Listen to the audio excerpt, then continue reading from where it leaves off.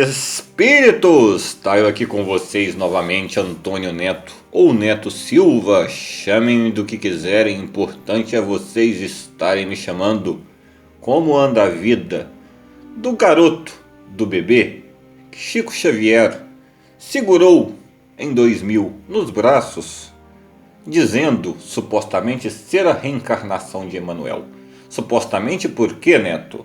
Supostamente porque eu não achei Chico dizendo nada. Eu vi Chico segurando um bebê e eu vi outras pessoas afirmando que aquela seria a reencarnação de Emmanuel.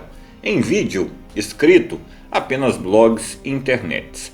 Mas enfim, o garoto esteve na Ana Maria Braga, inclusive fizeram uma bela conotação de fotos dele com alguns anos de idade, com a foto de Emmanuel e por aí vai. Mas por que eu tenho que dizer a vocês se ele próprio pode dizer a vocês? O garoto que vocês estão vendo aí na imagem esteve na Ana Maria Braga, não lembro o ano, né? Inclusive, na época me pareceu um tanto quanto manipulado, porque não conotaram a idade do garoto real, porque agora ele teria que ter 20 anos de idade e na verdade ele está com 27 anos de idade, como ele mesmo vai falar aí para vocês. É mais fácil que ele diga para vocês. Lembrando que eu não estou aqui para falar que Chico errou, pelo contrário, para você entender que Chico acertou, você vai ter que ficar até o final do vídeo. Mas primeiramente, vamos, o mesmo garoto que vocês estão vendo aí na fotografia é o garoto que vai falar para nós hoje, que está hoje com 27 anos de idade, a respeito da sua reencarnação dele ser Emmanuel. Inclusive, ele vai dizer a vocês, já vou adiantar, para que vocês mantenham o interesse, que as datas não batem. Que quando Chico Xavier desencarnou, ele tinha 9 anos de idade. Ou seja, em 2000, se eu aprendi a fazer matemática, né? Porque quem troca o nome de Leandro e Leonardo num vídeo, só pode ser eu, né? Loiro, e quem me acompanha sabe o que eu estou falando, mas matemática eu sei um pouco, né? Em 2000 ele estaria com 7 anos de idade. Vamos ver o que o rapaz tem a falar sobre a sua reencarnação de Emmanuel. Lembrando que não tem como distorcer ou manipular isso, gente. Esse é o mesmo garoto que o Chico Xavier segurou nos braços em 2000 e que 5% dos espíritas afirmam que seria um bebê nascido em 2000. Bom, a não ser que ele tenha nascido com 7 anos, né? Mas Chico não errou. Mas para você entender isso, você vai ter que ficar até o final do vídeo. Vamos colocar o carinha para falar aí? Vamos lá, gente. Mano, eu conheço as minhas últimas encarnações e tudo que os meus mestres me mostram aponta para que isso não seja coerente. Chico Xavier previu que o seu mentor, Emmanuel, reencarnaria em família espírita em São Paulo, seria professor e manifestaria na infância dons mediúnicos. Guilherme responde se ele poderia ser o iluminado. Há uns anos atrás, voltou à tona o meu vídeo lá na Ana Maria Braga. E eu fui para lá em 2007, se eu não me engano. Eu tinha 13 anos. E hoje eu tenho quase 22. Só que esse vídeo voltou à tona agora e parecia, foi o vídeo, eles começaram a anunciar, o vídeo faz 2 anos que passou, quando voltou há um tempo ali, acho que foi em 2012, né? E aí a idade batia com a suposta idade do Emmanuel e começaram a dizer, olha, ele é super parecido, olha, ele tem uma vontade de educar, ele tem uma vontade de trabalhar com educação, porque é o que eu sempre falei, ele gosta de falar, ele gosta de escrever, então ele é o Emmanuel. E aí os meus mentores, os meus mestres dizem, olha, para com essa história. Se é ou se não é, mais uma vez, isso não é importante. Não bateria a idade, né? O Chico, teoricamente, conheceu esse menino com 1 ano de idade em 2001, mas toda vez que eu chego em algum lugar, as pessoas chegam para mim e dizem assim, você é o Emmanuel? Eu digo assim, não sou, já chego já falando que não sou. Aí a pessoa fala assim, já teve várias pessoas que disseram para mim assim, você pensa que me engana? Eu falo, olha, se eu te engano eu não sei, talvez eu esteja enganando a mim mesmo e também não saiba. Porque tudo o que eu vivi, das experiências mais simples às mais absurdas, me mostram que não encaixa e também não teria por que isso ser importante. Mas aí existe um monte de rumores. Se você procurar na mesma internet que fala que eu sou Emmanuel, tem uma senhora que não se identifica que diz: ele é de uma cidade tal, eu estive jantando com ele essa noite, a família é muito discreta, o Chico conhece, é uma família abastada que dirige um centro espírita lá. Eu tenho memórias vívidas de mais ou menos 20 encarnações, memórias tão claras como o que eu comi ontem.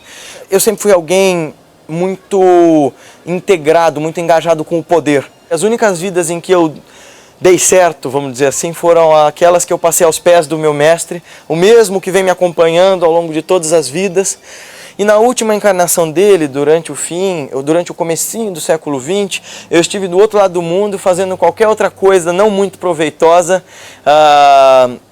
enquanto ele estava ali. Aliás, essa é outra coisa que me faz pensar que eu não sou Emmanuel. Enquanto o Emmanuel já estava fazendo seu trabalho com o Chico, eu estava encarnado, né? Até o fim de alguns anos aí, no começo do século XX. Em Roma, você teria vivido como? Você sabe? Da forma mais opulenta, rica, ensimesmada e autoritária possível. O Espiritismo vai dizer que não existem acasos, né? Mas eu vou dizer que São Paulo é uma cidade mais populosa do país.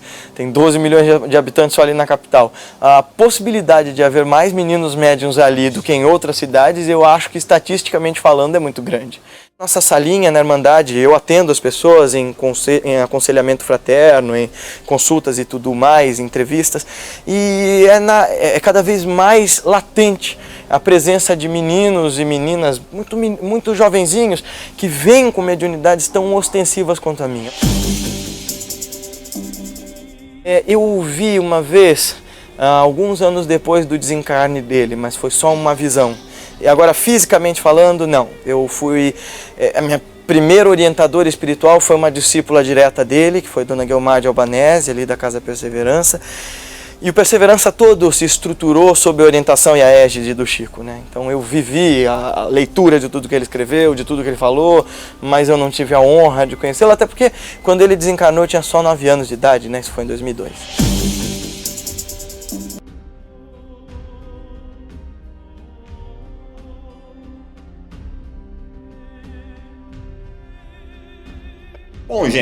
Bom, gente, eu não quero saber se o médium fulano, se o médium ciclano, se o médium não sei o que falou isso ou falou aquilo. Mesmo porque eu não vi nenhum médium dizendo: vem uma pandemia terrível em 2020. Significa que eles não sabiam? Não, significa que não era a hora de ser falada e não tinha por que ser falado. Ao mesmo caso, vem a história de Chico ter segurado um bebê em 2000, e seria essa criança, e os fatos terem sido distorcidos por outras pessoas. Pessoas estas que, a partir do tempo que o Espiritismo vai evoluindo, e que as coisas não vão acontecendo de acordo com o que elas querem, elas vão remendando fatos. Ou seja, a partir do momento que este garoto, que é o garoto que Chico Xavier segurou nos braços, ela remenda fatos falando que é outro garoto. Não, é esse. Inclusive ele esteve na Ana Maria Braga, posteriormente ao desenlace de Chico, 2 anos depois ou 3 anos depois. Mas Neto, então Chico errou. Não, gente, Chico não errou. Vocês vão ter que entender que o trabalho de um médium, muitas vezes, ele é bastante complicado. E eu vou contar uma história para vocês. Há muito tempo atrás, na época que a minha sogra nasceu, por exemplo, a época do Velho Testamento, vamos dizer, os fariseus, os hebreus, os egípcios, para você que não conhece o Velho Testamento e que não tem o menor interesse em estudar a história humana, e eu tenho que falar para vocês com toda a humildade que vocês espíritas precisam estudar a história de vocês humana antes de vocês quererem estudar a história espiritual. Não tem como diferenciar as duas. E há muito tempo atrás surgiu uma profecia que nasceria um garoto que libertaria os hebreus da escravidão dos fariseus. Basicamente, os judeus dos egípcios. E migraria para a Terra Santa, Jerusalém. Estamos falando de Moisés. Surgiu essa profecia. Preocupados com essa profecia, porque eram extremamente religiosos, e numa época primitiva, os egípcios, os fariseus, ou seja lá o que for, eu não vou me apegar em nome, mandou literalmente consumir ou sumir com todos os primogênitos nascidos naquele determinado ano, filho dos escravos. Moisés acabou escapando por consequências do destino, indo parar nas mãos da irmã de um faraó daquela época. Ele conseguiu sobreviver através de uma manipulação feita, e ele é criado aos moldes e a cultura dos faraós até ser revelado a ele a sua função. Isso é o Velho Testamento. Ou seja, um ser a ser nascido nesta terra, seria bastante complicado você dar a data, você falar quem é, que vai conotar certo trabalho muito grande. Porque não é do interesse de muita gente aqui, e nem de outros seres complicados que tem do outro lado, que este ser nasça e faça o seu trabalho. E lembrando que, a partir do momento que você é uma criança ou um adolescente, você está suscetível a tudo, principalmente influência de pessoas desavisadas, espíritas desavisados, que vão tornar na sua crendice, na sua religiosidade, essa criança, esse adolescente inábil na boa vontade de fazer um trabalho muito duro, que é comandar, principalmente na atual situação que nós nos encontramos, e provavelmente prosseguiremos nela. Então o que nós criamos são chamados, que eu já ensinei a todos, bois de piranha. O que é bois de piranha? Você chama atenção para um lado, enquanto vai passar uma boiada do outro lado, mas a piranha vai chover em cima daquele boi. Neto, você está falando que Chico colocou esse rapaz para ser consumido, basicamente, por esta piranhada? Vamos colocar dessa maneira? Chico foi maldoso, então? Não, gente. Chico não estava preocupado com obsessores. Chico não estava preocupado que fariam qualquer coisa com esse rapaz. Chico, a partir do momento que eu vi essa entrevista desse rapaz, estava preocupado justamente com o ser humano. Esse rapaz faz um trabalho muito bom. Ele tem certa mediunidade, mas não muita.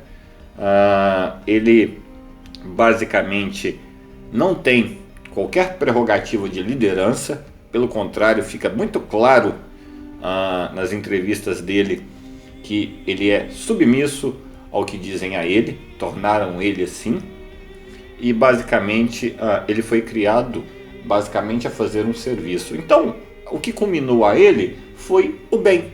O bem que vocês fariam, logicamente, a um ser iluminado.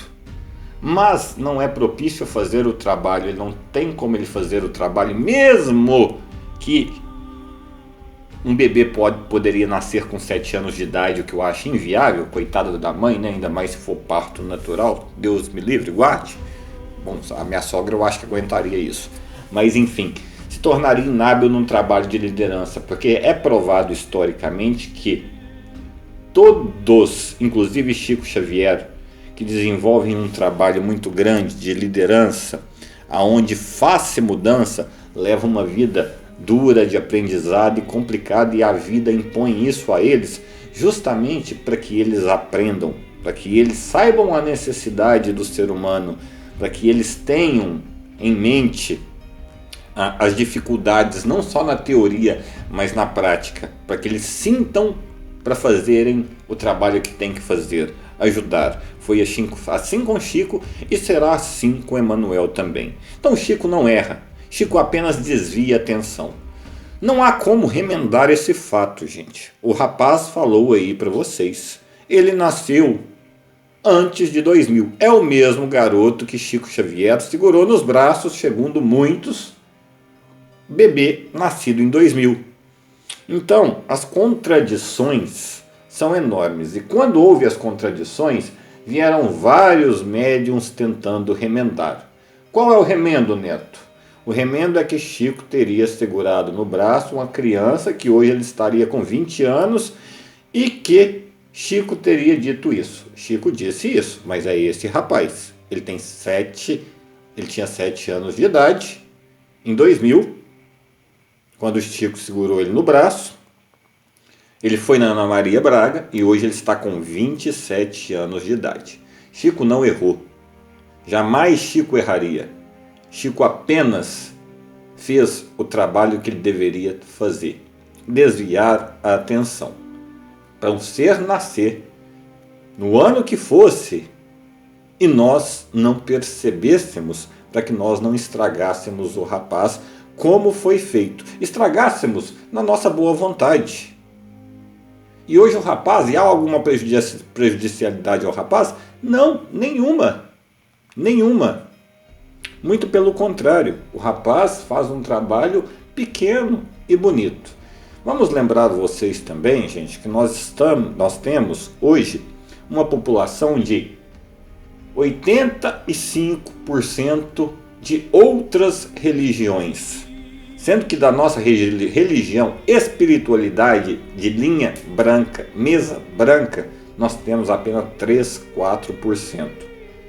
Bom, gente, a não ser que os próprios espíritos votem, esse rapaz pode andar em cima das águas, esse rapaz pode fazer o milagre que for, que as outras religiões vão conotá-lo como se fosse outra coisa no seu próprio interesse. Não é interesse delas que ele se torne qualquer líder público.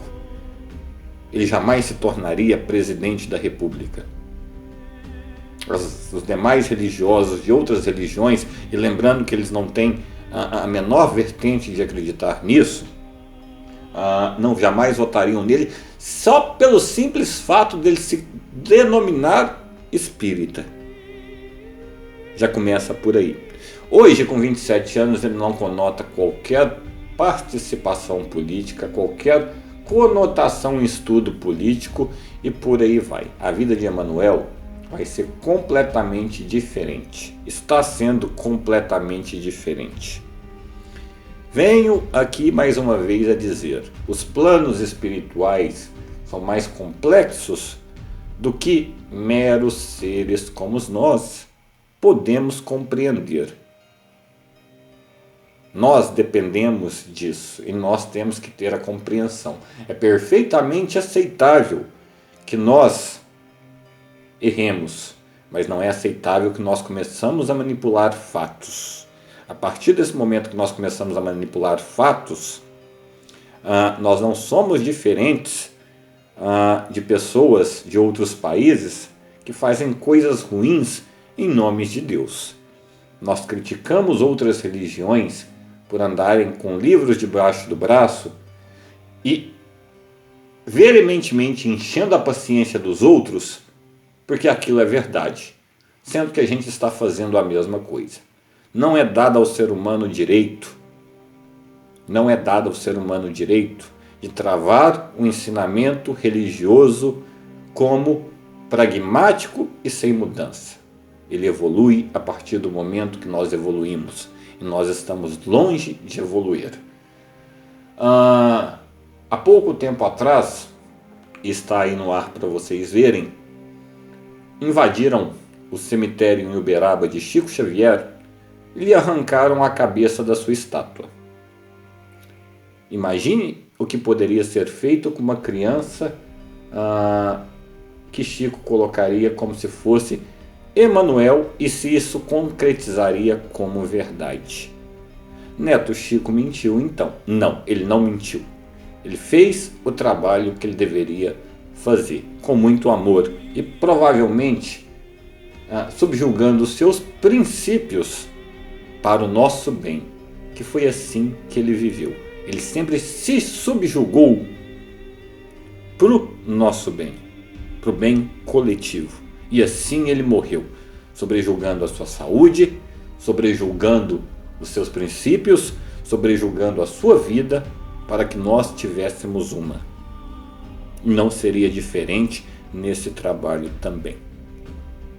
Desejo a vocês uma semana de luz, de amor, paz, e lembrando que o mês de outubro não é um mês para você puxar brigas ou conotações ou divergências. É um mês mais de meditação, autoconsciência e por aí vai. A grande pergunta que me fizeram: Neto, tem como encarnado fazer uma psicografia? Vocês que estão basicamente lendo o livro dos espíritos estão pulando parte, gente. Era o que mais Kardec fez. Buda, Gandhi, a partir do momento que você limita o seu corpo limita o seu espírito, mas a partir do momento que você consegue burlar isso, e como eles fizeram isso, Neto? Concentração, meditação, transe. Você coloca o seu espírito em si para a comunicação. A partir do momento que esse espírito em si em comunicação escreve, é considerado psicografia. O corpo limita o espírito. Fazer isso, gente, é algo que poucos conseguiram.